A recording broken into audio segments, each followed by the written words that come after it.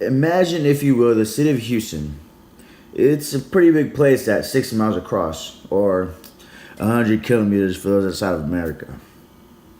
Now imagine if you took the city of Houston and then threw it at the planet Mercury.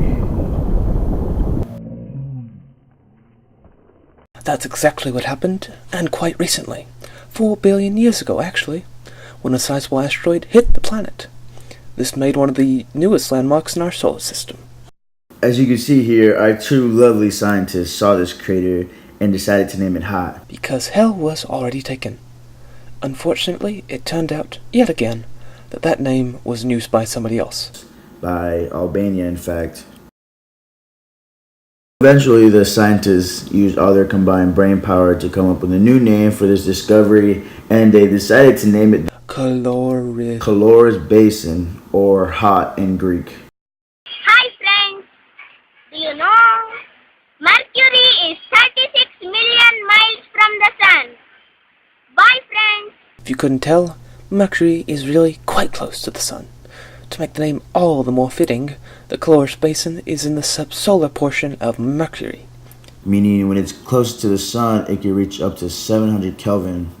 So if you wanted to go up there and just take a stroll to the park on Mercury, you might end up looking like this.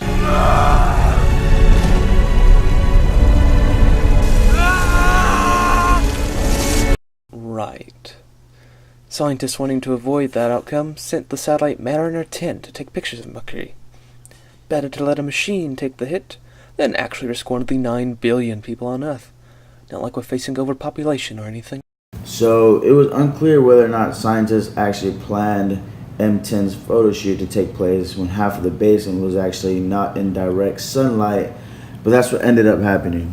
After 20 years of having more half-lit pictures than a middle school girl's Twitter account, scientists decided to attempt another viewing of Mercury. Once again, sending an unmanned satellite to visit the closest rock to the Sun, this time named Messenger. Messenger arrived at Mercury in 2015, this time equipped with an infrared camera, just in case scientists messed up the timing again. The mission was a complete and total success, even culminating in the expected impact with the surface. Good job, scientists.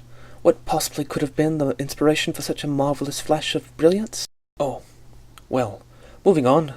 The basin itself is quite eclectic in makeup and size, with numerous rings and ridges. The ridges can be 2 kilometers high, and the basin itself is more than 1,500 kilometers wide. What's that for us normal people? Imagine 86 million Skittles, or M&Ms, across, and as many as 130,000 high. It's quite a sizable amount of diabetes right there. Moving on to when the asteroid actually hit Mercury, which created shock waves from the impact that eventually traveled around the whole planet and met on the opposite side, thus forming a new feature.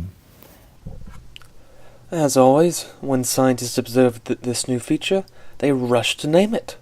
Upon completion of yet another brainstorming session, they came up with the name Weird Terrain.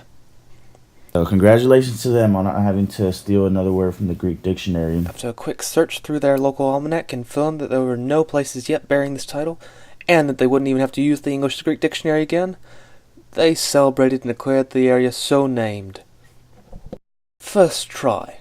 Let's see what made scientists finally declare something weird.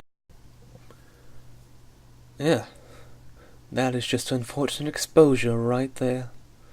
Anyway, that's about all the interesting facts about the Caloris Basin and Weird Terrain. Except, of course, for the most exciting discovery of